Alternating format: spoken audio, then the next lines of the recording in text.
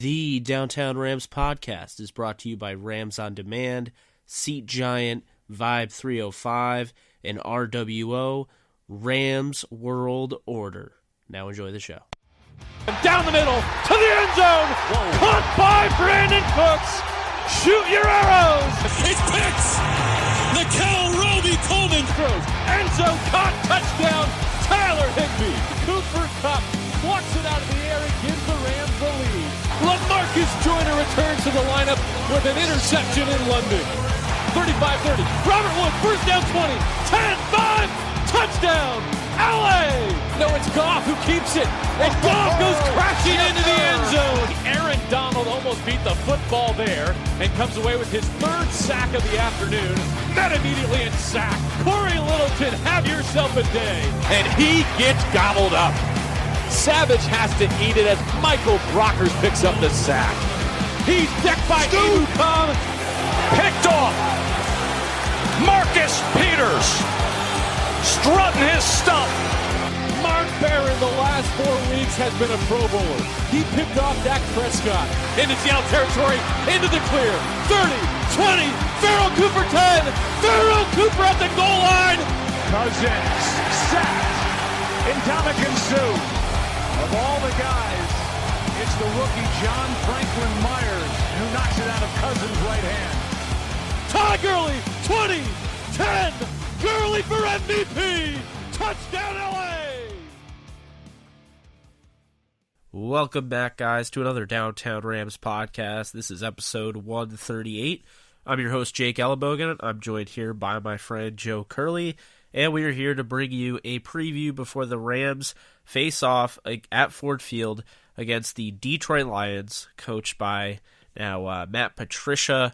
It's a whole new Lions team, or at least in the process of being a whole new Lions team, but it's definitely different coaching up at the top, and this should be an interesting one. The Rams always play the Lions tough, whether they're bad or they're good, and most likely we're talking about the Lions being good, the Rams being bad, but the last time the Rams played the Lions, it came down to 4 touchdowns from Case Keenum, and it still was a loss at Ford Field, 31-28 back in 2016. The Rams have yet to beat the Lions at Ford Field since 2009. So if you factor that in, they do not do all that well at Ford Field. And generally, Joe, it's a hard place to play for any team. Well, certainly I remember that game a couple of years ago where it was kind of up and down the field. Case Keenum, completes all those passes and has himself one of his great days. It's funny, between Mariota and Phillip Rivers and all these guys that are, having these great strings of completions, and, obviously the Chargers won that game, but, it doesn't really seem, like completing passes without going downfield doesn't really seem to help anybody. The obviously Tennessee lost that game. The Rams lost on that day a couple years ago in Detroit, and it was such a weird situation because then straight after that they went to London. So that was kind of the moment of that season where it kind of, after the 3-1 start, everything kind of started to get pear-shaped. So certainly not great memories there recently, but certainly the Rams are in position to perhaps make some Ford Field memories this weekend.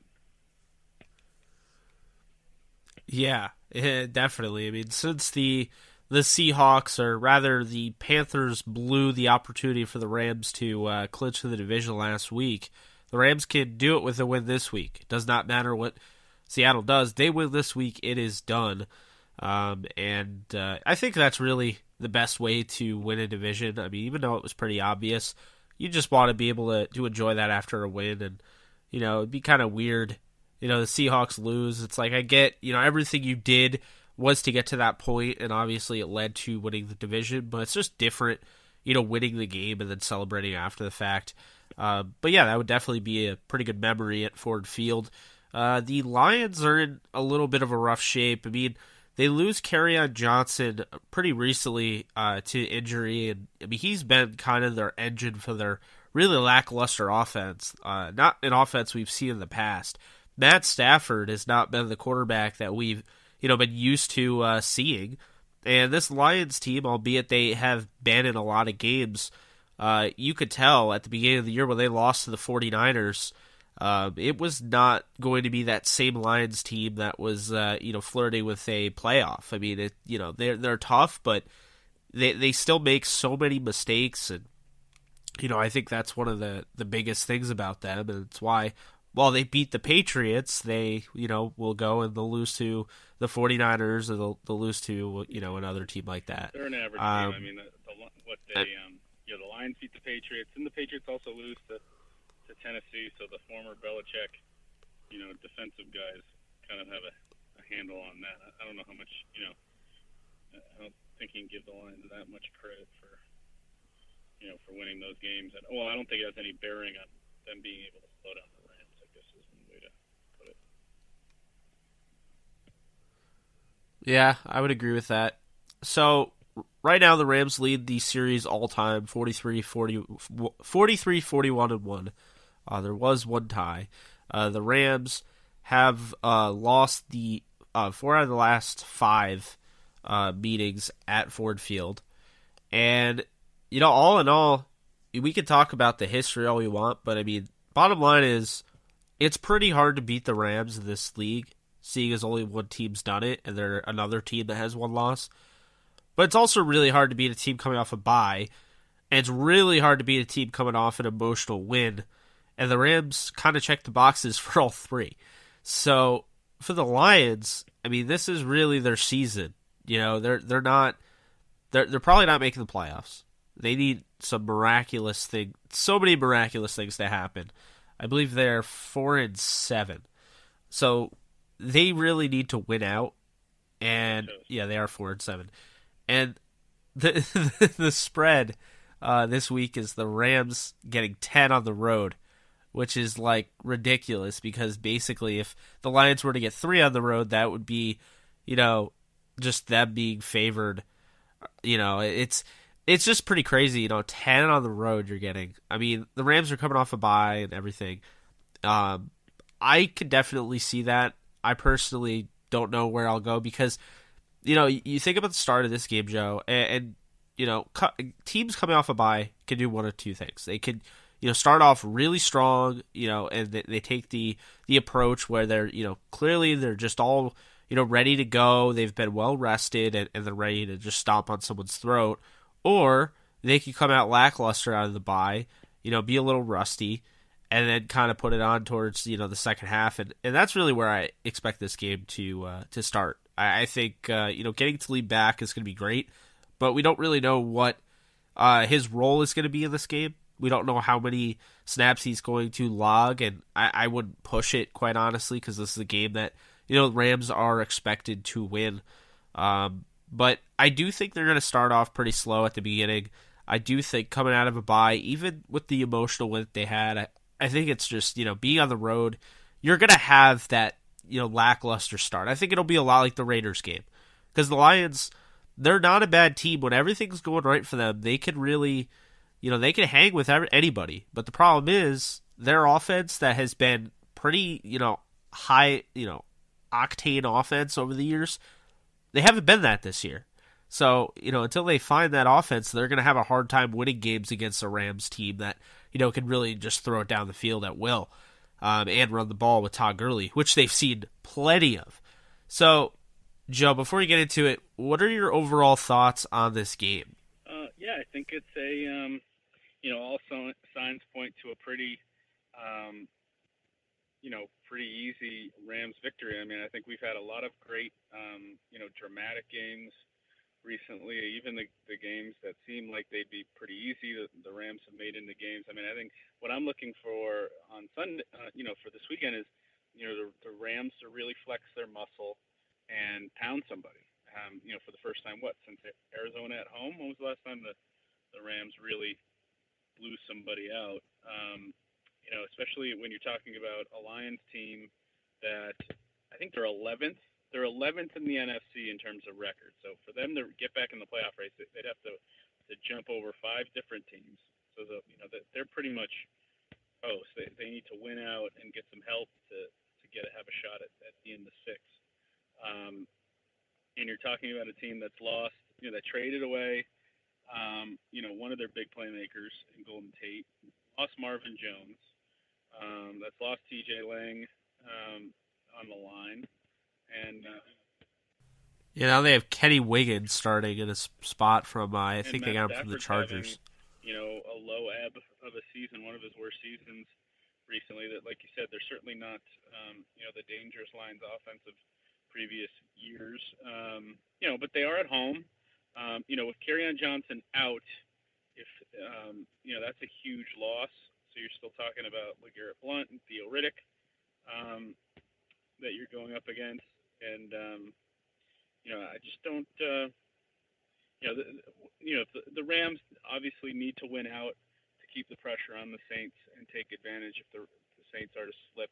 Everything about this postseason is pointing to, home field being, of huge importance. When you're talking about the Saints being home versus on the road. So, there's just no reason that the Rams can look past any opponent. So, and then there's really no excuse because Talib is back. So your defense is probably the strongest it's been in months. And Todd Gurley had that scare with the ankle, but all signs point to him being totally fine. And really, losing Cooper Kupp was a big issue, but I kind of like the way they look with Josh and Gerald. They may be, obviously losing Cooper is going to be a big deal, but I think in the long term they may be better, for having that injury and developing these other two guys. They may be better in the red zone. They may be better long term. What Pro Football Focus came out this week, they had the Rams with the number 2 offensive line, and defensively, you have Samson Ebukam coming off what Wade Phillips called one of the great games, one of the best games in NFL history, which is probably true. Obviously what he did was unique, with the 2 touchdowns and another sack. So, this team, and now they're rested. They're got to be one of the healthiest teams in the NFL. There's really no health news to go through now that Talib and Gurley are back. There was one guy on their injury report today, and it was Westbrook's with an illness. So it's not even really an injury; it's more of a sickness. And you look on the other side, and the Lions are banged up in every spot: running back,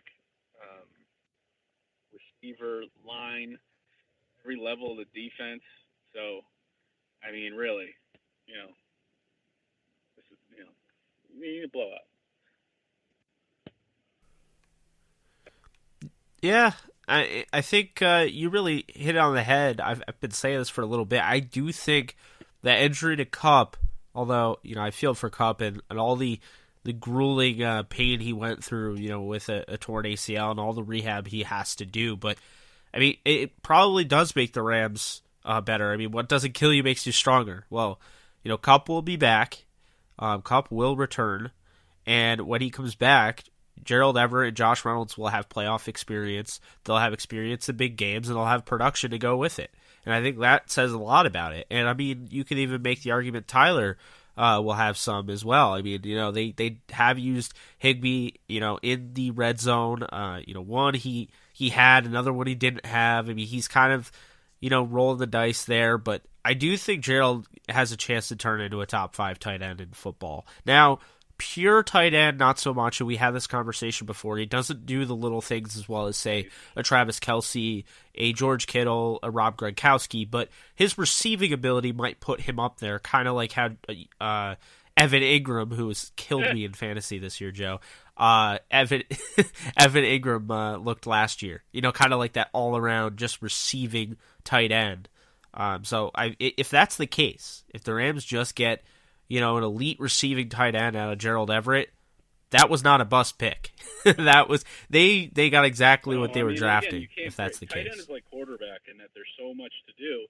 It takes a year or two to transition. I don't think anyone who ever called Gerald Everett a bust, needs to chill out because you need to give him a year or two to transition. You need to give him some time to learn, and obviously he's shown, these last couple of weeks that it's there if he's given the opportunity. And I do want to correct one thing I said. I said the Rams hadn't blown anybody out since the Cardinal game. Now that I'm looking and I'm reminding myself, I must have forgotten the Niner game. Obviously, at San Francisco, they 39-10. So the Rams really have 3 blowouts this year: Raiders, Cardinals, Niners. So a lot of these other games were one-score games. Seahawks at home, Broncos. Obviously, that great win over the Packers, great win. Seahawks on the road, and that Chiefs game. It's been a lot of entertaining football, but for a 10-1 team, that's looked on as a Super Bowl contender. I think you got 5 games left. 3 of those, at least 3 of those have got to be blowouts, maybe 4. To finish strong and keep the pressure on the Saints. And I'll have to look up when was the last time the Rams were 15-1. I have one thing to add to that, because I kind of agree with what you're saying. I do agree with what you're saying for the most part. There was an interesting tidbit. I forget who asked, do you think you guys could score 60 to Jared Goff? And Goff, his answer to this question really just tells us so much about where Sean McVay has these guys at. He's like, we could score 50. We had to score 50 tonight to win. We're going to do what it takes to win. When he was going through it and basically saying, we don't want to win games like this. We want to win, score 30 points and win comfortably. That's what we would prefer. That to me says exactly what it tells everyone that is listening to him exactly what the Rams offense is wanting to be. Their identity is to win games on all 3 phases, play complementary football, and while people are jumping on the Saints, they're winning games, they're blowing teams out, it's fun, all that, going for it on 4th and 6 when you're up by however many points. Sure, that can be fun, throwing deep down the field and having another quarterback run out for a pass, cool, but at the same time, it works just as much as a win that the Rams got. So when you talk about 54-51, they only won by 3. I mean, forget about who they beat. But then when you look at what the Saints did, the Eagles, they won by like 40 points, and on 4th and 6, Breeze threw a touchdown to Alvin Kamara. They were up by 40 already. Whatever.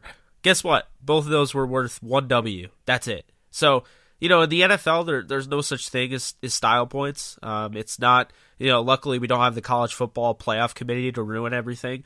So you don't have to score 60 a game. You don't have to blow teams out. It's fun for the fans because at the end of the day, what is the NFL? I mean, it's supposed to be an entertainment business, for the fans and amongst everyone else. But really, the Rams just have to play their game. And the thing I thought was so impressive about last week that I don't really feel like I dove enough into was the fact the Rams didn't play their game. The Rams played the Chiefs game.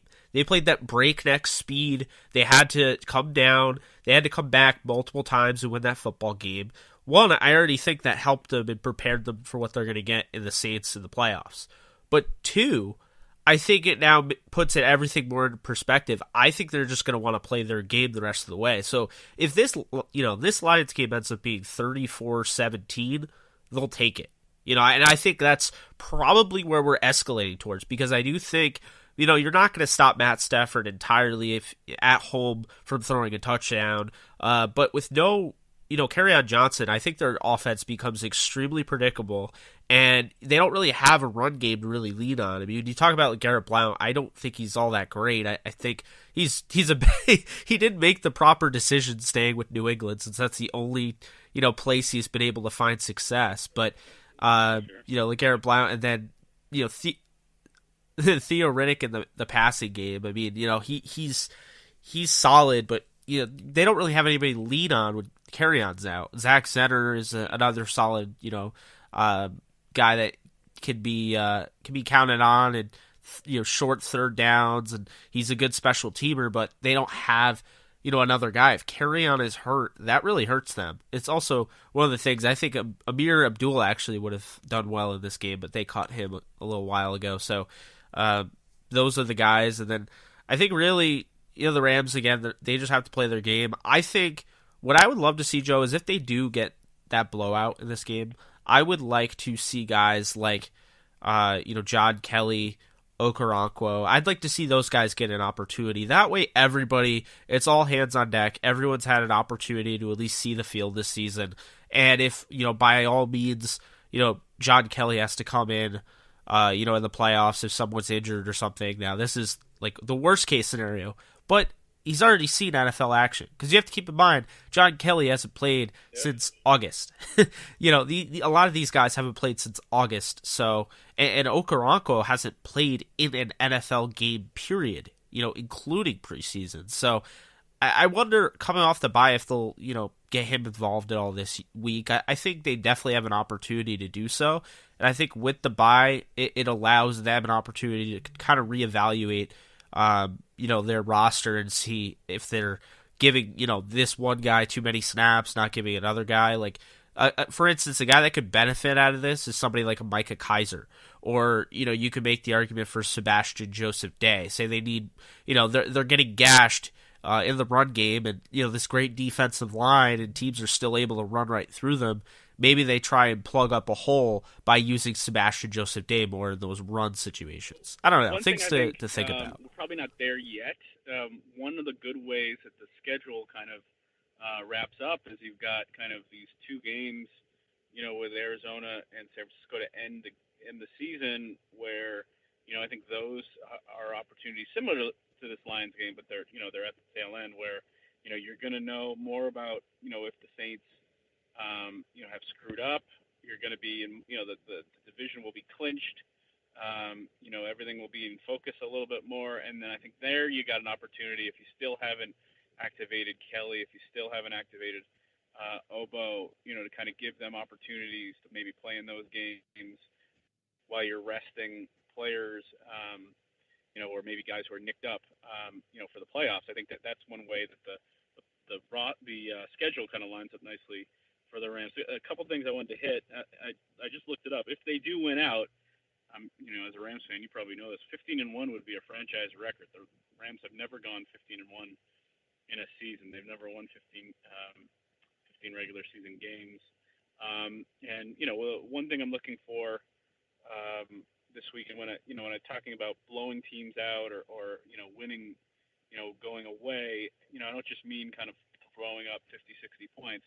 I mean, does Talib being back on the field mean kind of this continued defensive improvement where they're able to kind of, continue to shut down a Lions team that has, one of their main offensive weapons healthy and Kenny Golladay, who I think is a future potential superstar, but but I think absolutely there's not a lot around him. They're going to be able to double him and maybe take him off the table, and then you're talking about guys like you said, like Zach Zenner and the third or fourth Jones, however many Jones receivers the Lions have.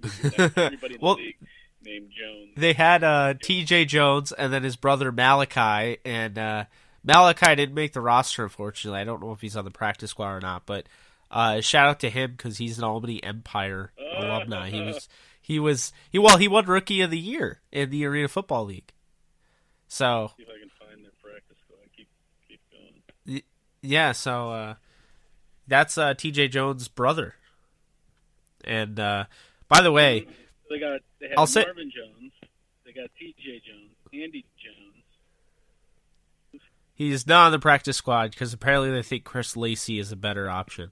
Never mind. Anyway, so Jones, I don't know. Your name's Jones. I just Gary and Jones play for them. all these Jones. I just look at Kenny Golladay, and I think if he really goes off in this game, the Rams have a lot to worry about in their secondary. That means their secondary really hasn't able to repair itself, I guess. I mean, I guess, obviously Talib is not going to be 100% immediately, but it would worry me if, say, Marcus Peters and Talib were double-teaming him, and then they're still going off with him. That would be a little worrisome because outside of Kenny Golladay, you have Theo Riddick, who's probably going to be used a ton in the passing game. Zach Zenner out of the backfield as well. Funny, actually, Theo Riddick, Joe, is actually listed as the slot receiver right now on Our Lads depth chart. If that just doesn't tell you anything, it's Kenny Golladay, T.J. Jones, Theo Riddick, and then Brandon Powell, I think, from the Jets. And then I woke up on Thanksgiving Day for the rolled out of bed for the 9:30 game, and it nearly put me right back to sleep. Bruce Ellington has also been used a ton because that dude is like a cockroach. He's actually kind of been a decent player for them this year. He's produced. Yeah, but he's on their injury list. He's another guy who's hurt. They have absolutely got to fire Jim Bob Cooter though. I mean they have to move on. I think remember when he was getting head coaching rumors? Yeah. Hype. Yeah, So, Joe, guess how many teams Bruce Ellington's been on? Well, Jets, Washington, right? He was never on Washington. He was on Houston, the Jets. He actually failed a physical with the Jets, so he wasn't really on the Jets. So then he went to the 49ers. But it's been Detroit, Houston, Jets, and San Francisco. Yeah. Yeah, he's one of these journeymen getting them checks. That's fine. Good for him. Yeah. Are there any former Rams on this team? I forget. I don't think so, but they have Jamil Demby on the practice squad, but that's it. Oh no. Demby. That's a weird. Why don't we do here? Oh, good. Oh, they have Andrew Denall. But why don't we make a deal with Detroit? Winner of this game gets Jamil Demby. Deshaun Hand. How about that? That guy's been playing. Apparently. Oh my God. Has his number two. I talked with him at the Senior Bowl. He just towers over you. He's like 6'8", 6'9". Like he's huge. He's not actually. I think he's like 6'6", but he looks 288. Yeah, he's enormous. He's just an enormous person. They have Ashawn Robinson, too. And they traded for Snacks Harrison, so. Yeah, they're front. They've transitioned. They got Ricky Jean-Francois, who's with the Patriots when Patricia... Kerry Hyder. Devin Kennard, who former USC guy. They're not bad up front. On defense with Hand, Francois, Harris, Snacks, and Ziggy. Now, on paper, this defense honestly doesn't look bad. When you have Francois, Harrison, Hand, Ansah, Robinson, Hyder, and then their linebackers, Kennard, they have Jared Davis, the draft pick out of Florida, Christian Jones from Chicago, Jalen Reeves-Maybin. Then they have Eli Harold. They made a late-season trade for him. And then they have Darius Slay, Quandre Diggs, Glover Quinn, Nevin Lawson, Jalen Tabor, Miles Killebrew, Tavon Wilson, and they drafted Tracy Walker. Hey. And they have a Pro Bowler that's on IR in Jamal Agnew. So they got I like Jamal Agnew. They got a decent roster. I think you missed a Ram. Is Nick Grigsby just got picked up by them? I think. Oh, he did. That's a good call. I saw that. He's been all over. Yeah, he was on the Patriots. Yeah. Yeah, Lions are everyone who the Patriots cut. The Lions scoop right up. Yeah, it's true. He's a good special teams player. He's made himself some money. He I don't know. He was never big enough to really play linebacker in this. He's only 218, but he's a good special teams player. He's going to be in this league a couple more years. Makes more money as a special teams guy for sure. And I know, they got my, they got my guy, friend of the podcast, David Jones, former free safety from Richmond. Well, yeah, his name's Jones. There it is. There's the Jones. Mr. Jones. But, the Rams are healthy. The Lions are not. The Lions are playing poorly offensively. Rams need to go up there and take the drama out of that game early, and we'll see where we go from there. So that way they can, after that, the next two games will be, tough. We'll Prime see what time. the Saints do, and we'll see how much drama is going to be left in the season in December. Yeah, although I gotta say I'm looking forward to that Bears game. I hope the Rams aren't overlooking this game like I am. No, I'm kidding. I think this is going to be a closer game until the end, and then I think the Rams will kind of pull away. But I think that this is also it's very important to win these games because the thing is, like, the Chiefs really got lucky with their draw of the schedule, only having to play the Raiders. Because I think it would have been interesting if the Chiefs had to play, say, like the Ravens coming off the bye after that tough loss. Because that's when you really start to see what a team is. How well you compose yourself. I mean, they put up 51 points and lost. They're the only team in the history of the NFL to score 50 and lose. And they did that. And then they had a bye. So it's like you don't even really get to build off anything because you had a 51 point outburst and you lost, and then you have a bye, so you didn't even get a chance to like go right back and go right nose to the grindstone and win a game again.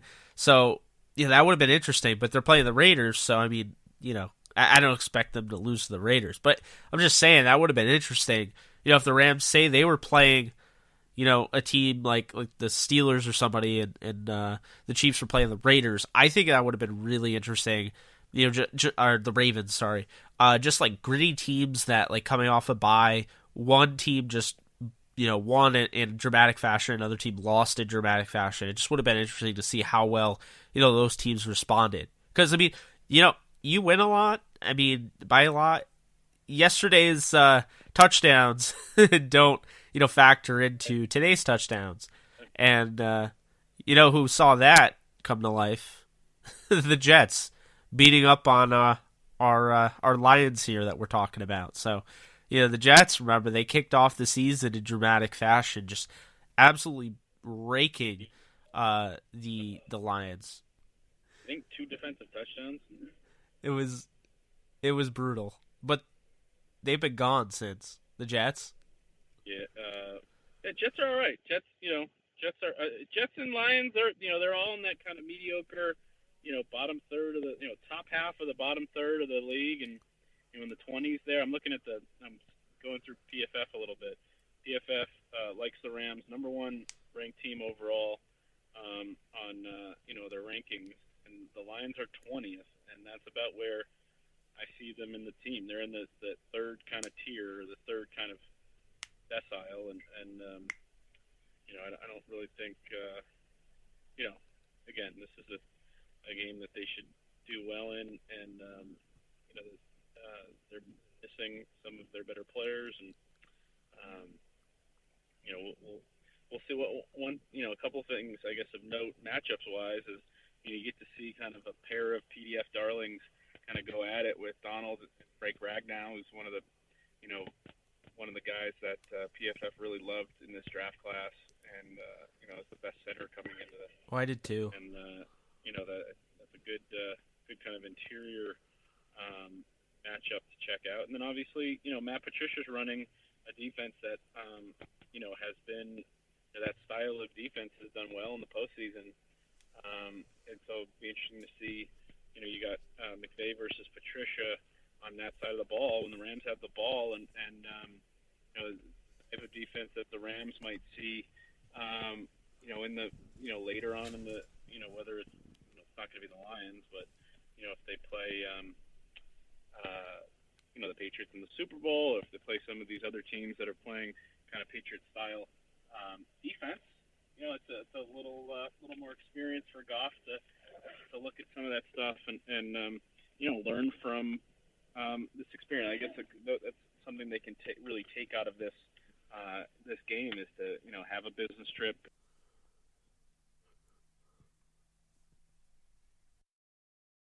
I like it. That's actually a really good point. I definitely could see that. Although, man, I don't know what team is going to be able to beat Kansas City in the postseason if they're putting up 51 points. Oh, Kansas. They ain't going to put – see, my whole thing with the Chiefs is that, they obviously the Chiefs have had good starts to the season before. They've been 5-0, 6-0. They've looked really good offensively. They've looked like a regular season darling before. This isn't the first thing, but I don't know if they're going to be able to, with this defense, we'll see if they're able to keep this up. If I know people aren't going to want to go to Kansas City in the playoffs, but, the Patriots have already beaten this team. I don't know which, I wouldn't be surprised if Pittsburgh went into Kansas City and won a playoff game. I think there's a potential for an upset in the AFC, or maybe, how about this? The Chiefs are entertaining, but I don't know if I believe in them as, as a potential Super Bowl champion yet. How about that? I still want to see them in a tough spot against a tough team. They've lost to, two of the best teams. When they've played the best teams, that's when they've lost. So, I'm not ready to worry about them yet as a potential Super Bowl opponent. Yeah, no, I think that makes sense. I'm not fond of their defense at all, but I do think getting back Eric Berry is really going to help. I know he's going to be back pretty soon. I think he just started practicing, so that's going to be huge for them. And I just think it's one of those things. It's a young defense. You add a Kendall Fuller. You have guys like Chris Jones and D Ford that are really like your key components there. I think it's just going to take time. Steven Nelson's also a pretty young corner that's had a solid season. So I don't know. I think more so. They played like guys like Dorian and O'Daniel against the Rams. Like I just think maybe it's youth and they'll get better as they go. I also think just. Again, Sammy Watkins also was kind of banged up in that Rams game. You could tell he was not 100%. So, maybe if he gets, going, their offense becomes even more stable. Because right now, it's pretty easy to see that they're trying to go to Tyreek Hill or they're trying to go to Travis Kelce and Kareem Hunt. But, if they're able to get like Watkins or, Chris Conley, like really as a part of the offense, Conley had 2 touchdowns against the Rams. Like if they're able to use that, Patrick Mahomes has shown that ability going back to his days at Texas Tech. That this guy can spread the ball around. He can throw anywhere on the field, and I just think in the postseason, when you have that much star power and that much talent out of Patrick Mahomes, he's got to get better at basically his turnovers. That's my worry with him, but I think if as long as he plays, a little more turnover free, because he was great at that at Texas Tech, despite what everyone seemed to believe that he was this turnover prone guy. He threw 10 interceptions his entire career there, but I just look at him as somebody that can really be the lightning rod for an offense. If you're going up against Tom Brady and the Patriots, say your defense gets a couple of those crazy stops that they got against the Rams. An Allen Bailey forced fumble and a D Ford forced fumble. I just think, the Chiefs are good enough to really put the pedal to the metal and beat a team like that. I don't think this is the best Patriots team. I'm not really scared of the Steelers if I'm the AFC, because as great as they've looked against, say, like the Lions, or not the Lions, the Panthers, because they put up like over 50 on them, the Steelers have the biggest thing that is the biggest concern to me come playoff time, and that is inconsistency. They are not consistent whatsoever. You can get the most high-powered offense, or you could get the worst-looking offense, and it just doesn't make any sense. When you have, Ben Roethlisberger and James Conner and Antonio Brown, Juju Smith-Schuster, you would expect, them to put more than 20 up on the board, but or especially not lose to, Denver, at the 1-yard line. But I guess that's really my point. Yeah, they're pretty inconsistent. I think that you could pick apart. To me, as a Rams podcast, if the Rams make it to Atlanta, they're going to be favored. No matter who they play, the Rams in that dome are going to be favored. And one thing I think that the Chiefs have to worry about that I don't think the Rams have to is even though they're going to be playing at home in the playoffs, they're going to be playing in weather that may limit them offensively. I mean, they may be playing in colder temperatures. They may be playing, in elements. There could be some precipitation that slows them down and maybe makes their defense have to, make plays to win a game.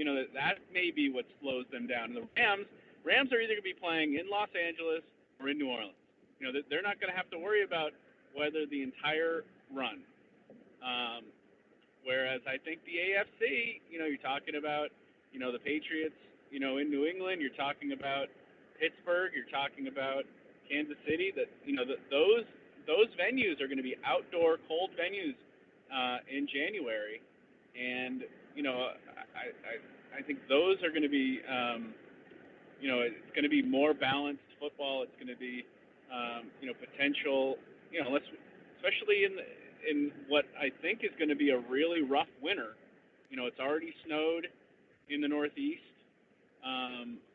January could be super cold. There could be I think that's something that, nobody has talked about yet. That's a really good point.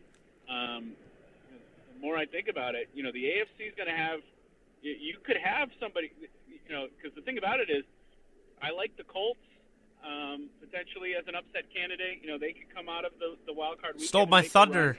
There was another team. What was the other team? There's two teams that I really thought. Oh, and the Chargers. Although that's one thing that's a mark against the Chargers is they're going to have to go in the weather and win in New England or win in Pittsburgh. They're going to have to, or win in Kansas City. And after being in Orange County all year, I don't know if that's not going to be something that helps them. So maybe that's a mark against the Chargers as being that surprise team. And the same thing, I guess, with the Colts, where they're a dome team. So maybe that's temperate. Those two teams. Houston, maybe Houston too. The three teams that may be upset candidates in the AFC, as we kind of go through this and think about it, are teams that they're going to have to win. In the elements potentially. So maybe that's what short circuits, a potential prediction of an upset in the AFC. I don't know. No, that's really interesting. That's not really things that I wasn't thinking about that. But I was going to say, I'll say this right now, because coming into the year, I had Rams Steelers in the Super Bowl. I've had the Steelers back-to-back seasons, and they, screwed me over last year. I had Steelers Packers. And no, I'm not a Steelers fan. I don't know. I looked at everything the way it played out, and I felt, oh yeah, Steelers are probably going to do that. But, Steelers have the talent. They get the most talented roster. I think it's definitely up there. But my issue is consistency. And, I think that the key here in the AFC, as opposed to the NFC, is that when you look at the NFC, it's the Rams or the Saints. I mean, could, a team like the Vikings get really hot? Yes, they've shown the ability to play the Rams pretty tough, the Packers as well, but the Packers aren't probably going to make the playoffs, so they're not really an issue for me. Dallas's defense is... Pick a fork in the Packers. They have a 3% chance of making the playoffs. The Dallas defense is fun to watch. Tonight, they're really going to, I think, give New Orleans some issues. If Dallas can get off to an early lead and they could just kind of cruise and let Ezekiel Elliott kind of lead them to victory while their defense preserves the win, I think they can win this game. It's also in Dallas, but Dallas's team, if they can't stop New Orleans tonight, say New Orleans drives down the field at will, that's a defense I could check off my list as a team that the Rams will not have any issues with whatsoever, because that's one of the better defenses in football, and if that can't stop one of the high-powered offenses, it's not going to be able to stop the Rams. So then when you look to the Chicago Bears, the Bears can play the elements, like you're saying. Soldier Field gets really cold. The Rams are going to have to play there on Sunday Night Football next week, but the issue here is if the Rams offense goes up and down the field at will against the Bears defense, Bears arguably have the best defense in football. So I guess my point is we're going to basically find out tonight, trial and error, if this type of defense is going to be able to stop these high-powered offense. Because if it can't, then it's going to be Rams and Saints. And that's not going to be up for debate. It's going to be Rams and Saints for sure in the NFC title game. And no, it's going to be Rams and Saints. Because the thing about it, the Bears are going to have to go to New Orleans or LA and win. And they're not going to. I do think there's a slight chance they could beat the Rams on a cold night at Soldier Field. I don't think there's a chance in hell Mitch Trubisky is coming into the Coliseum and winning a playoff game. Not a chance in. Yeah, no, I don't think it. That's fine. Trubisky has made some significant strides in year 2. The Bears this year are the 2017 Rams. I said that coming in. I said Nagy is a poor man's Sean McVay, which is actually a compliment. And I think really Chicago has a better defense. And they have a lesser offense than the Rams last year, and that's what's allowing them to get to this point.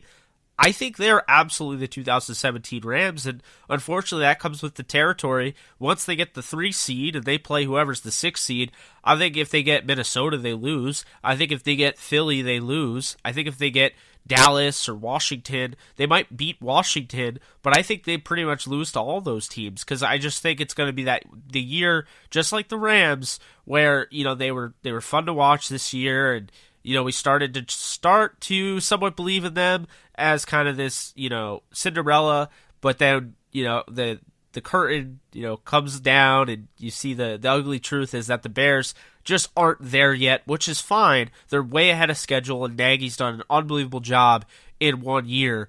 But that's what I see. They are last year's Rams down to a T, and I think they could be, a first-round exit. And I think it's between the Rams and Saints.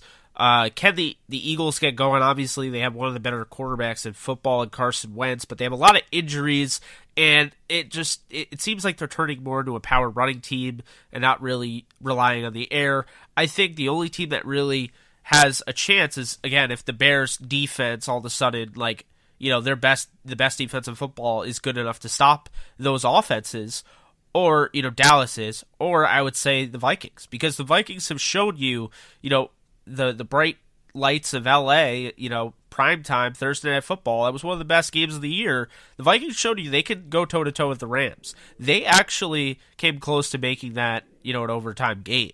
I mean, they marched down the field, and then John Franklin Myers forced a fumble. Yeah, no. Yeah, so I'm pretty close.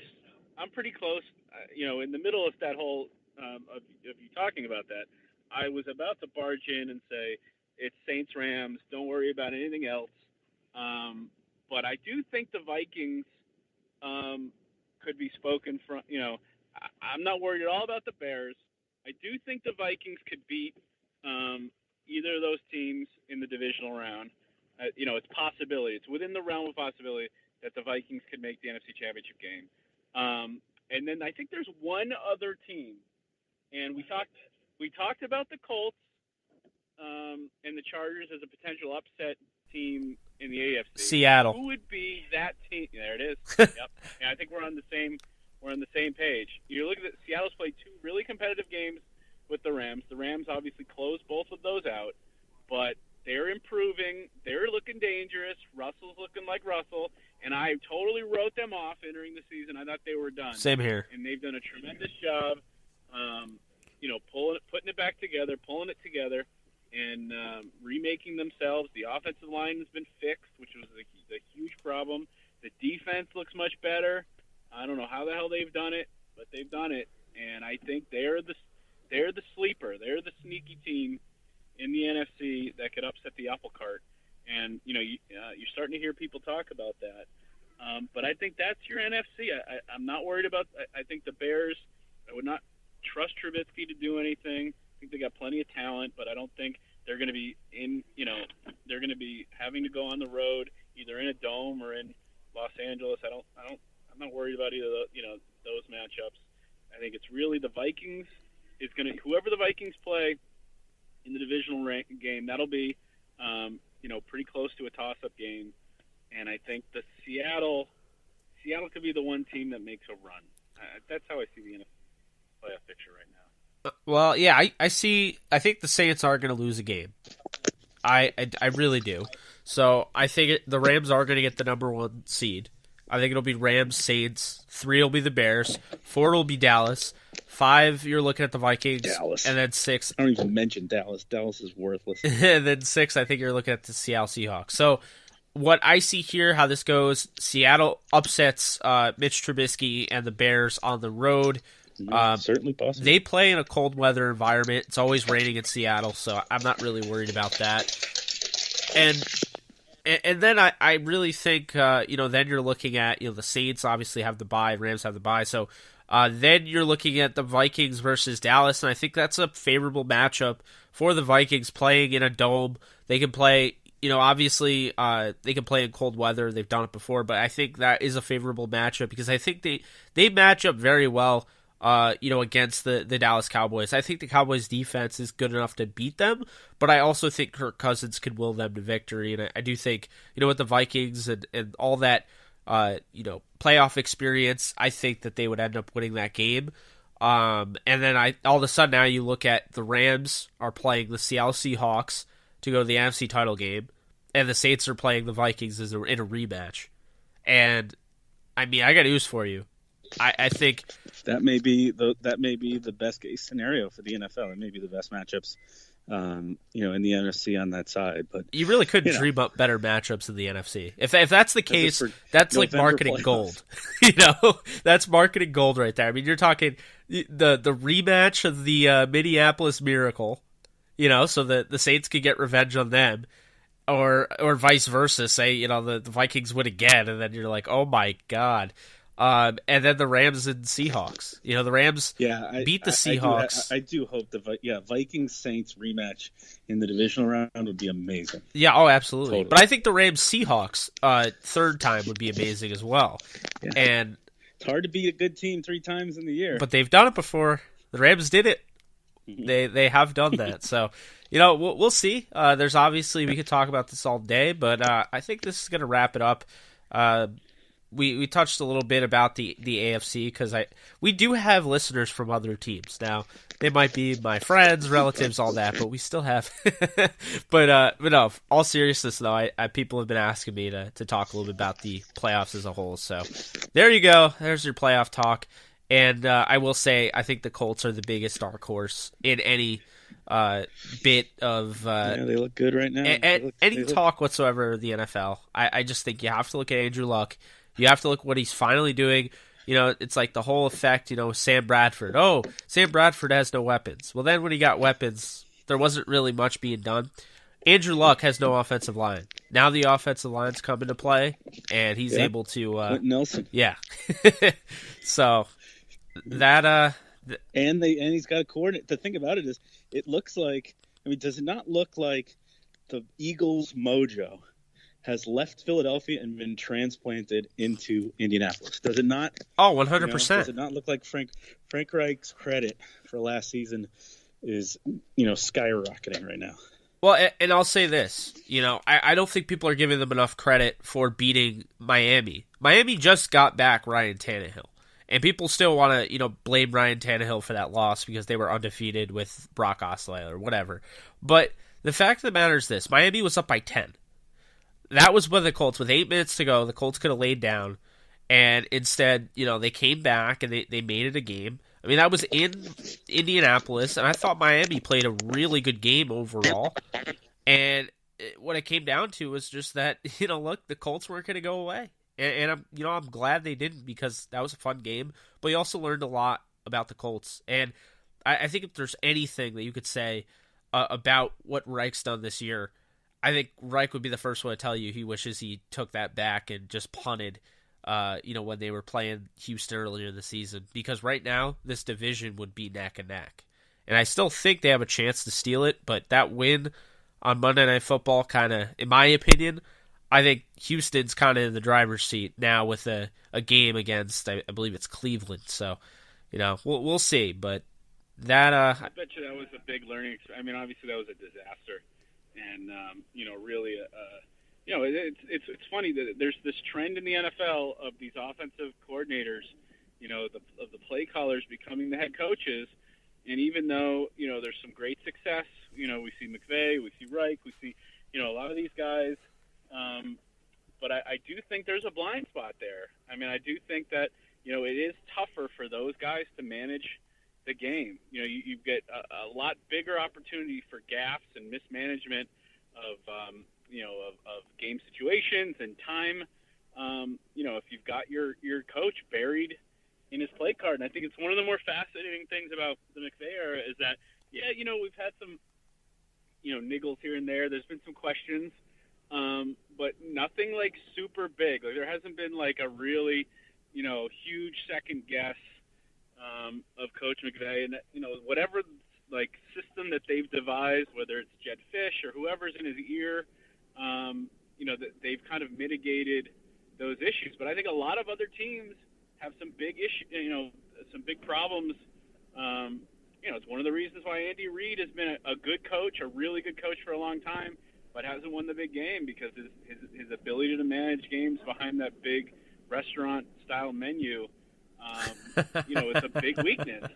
It's a huge weakness, and it happens over and over again. That's another reason why I think Kansas City, before people just give them the AFC, they're going to have to earn it. And, the Patriots are not the team that they've been in recent years, but they did beat them already.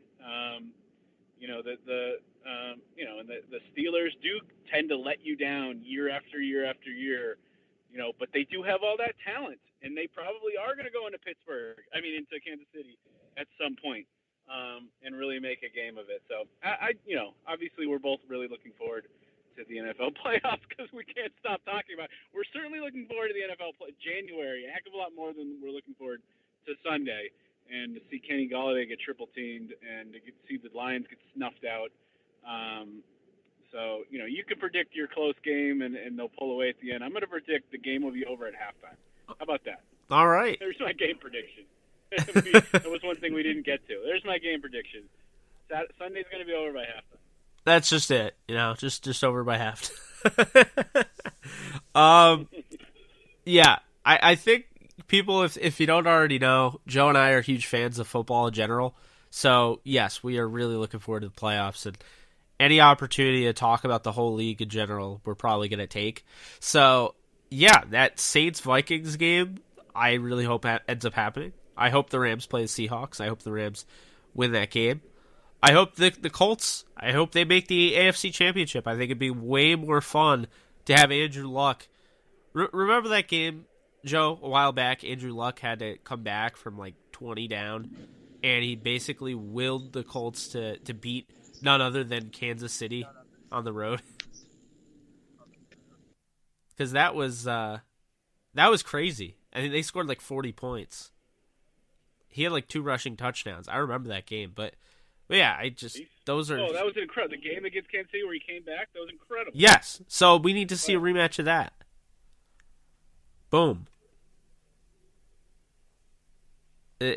So that, Minnesota, New Orleans, Rams, Seahawks, what other crazy matchups? I mean, obviously, I'm sure that the Steelers would be chomping at the bit to get another opportunity at the Chiefs.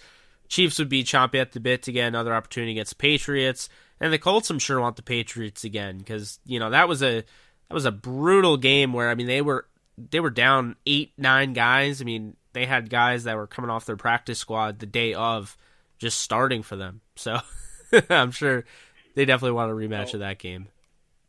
I really hope if I could just wave a magic wand and pick the matchups for the playoffs, I'd have a third Rams Seahawks game. I'd have a rematch between Minnesota and New Orleans. I'd have Tom Brady or Ben Roethlisberger going into a frigid cold Kansas City, either in the divisional round or the AFC Championship game. I mean, I think that's where you're going to have some incredible storylines. I can't wait to see Patrick Mahomes, in 20-degree weather, try to beat off the challenge of Ben Roethlisberger or Tom Brady, and that's really going to be. I think that's what's going to make this postseason memorable. Can we please get a snow game, like an ice bowl? That I'd love to see that. That may be the only way to knock the Chiefs out by the time we get there. But but we might be headed there. I'm telling you, when it snows, it snowed from Maine to Washington, D.C., it snowed in November. And when it snows that early, a brutal winter is coming. I mean, look at the Midwest right now. Half the Midwest was snarled last week in, Kansas and Iowa and I don't know parts of Missouri if it made it to Kansas City, but when that happens historically, you get these awful Decembers and Januaries and Februaries, and we have not even begun to consider the ramifications. But I do think because of who's in the driver's seat in the NFC, it's not really going to affect the NFC playoffs. I think it's really going to be about the AFC. The weather is going to make an impact on that side of the bracket. I hear you, man. The only one that plays outside of the top 4 seeds is Chicago. So, that Seattle, I think, is now at an advantage. Seattle doesn't play well in domes. That's not their offense. Yeah. So that's another reason. Put that in the positive column for potential Seattle. Upsetting the apple cart. But we'll see. Yeah. We'll see. Shout out to the Panthers for choking away. What was it? They were up 5. They were 4-0, 3-0, 4-0, 5-0. I forget. But they've lost now 3 straight. So they probably won't even make the playoffs. Although they got 2 games against the Saints. And then also shout out to Lamar Jackson, who's 2-0 and gets another start against Atlanta. So that's another team, Joe, that would be interesting to see. How would Lamar Jackson do in the snow? Yeah, I think that might be a weapon. I think he looked decent last week. Baltimore's they've got a little bit of momentum. I think they're I don't know if they're going to win a playoff game, but they may be one of those teams that sneak in there at the end. Certainly that 6th spot in the NFC is up for grabs, and I think anything from 4 to 6 is available on the other side. I'm excited. Obviously, if you couldn't tell, and I know you're excited, but that's gonna wrap it up. We'll be back after the fact with the Rams and Lions game, and then we'll be on our way to talk about the Rams and Bears, which clearly Matt Nagy is he's holding Mitch Trubisky back for that game. You could see it. They'll roll with Chase Daniel again, and they'll wait for Trubisky to play against the Rams. Yeah, well, I might be the only one that's more fearful of Chase Daniel than Mitch Trubisky. Wow. Well, you're just showing your praise because you picked him up at the last second and he got you like 20 points. Hey, he won me a game. I'll back him. All right. Well, that's going to do it. Now we're talking fantasy football. So it's time to go by. And it's absolutely pouring in Ventura County, so no wonder the Rams have turned to walkthroughs this week. There's going to be very limited practice. They're just in second half of the season mode, and it is coming down cats and dogs out here. Yeah, I could barely hear you. It sounds like you're like the weatherman out there. You're like reporting from Ventura County, like, yeah, and it's raining out here. And everyone can hear clearly. What is this liquid coming from the sky? Oh my god. Well, thank you guys so much for tuning in. This was episode 138 of the Downtown Rams podcast. I'm your host, Jake Ellenbogen, and that is Joe Curley. And we're signing off until next time. Take it easy, guys. Later.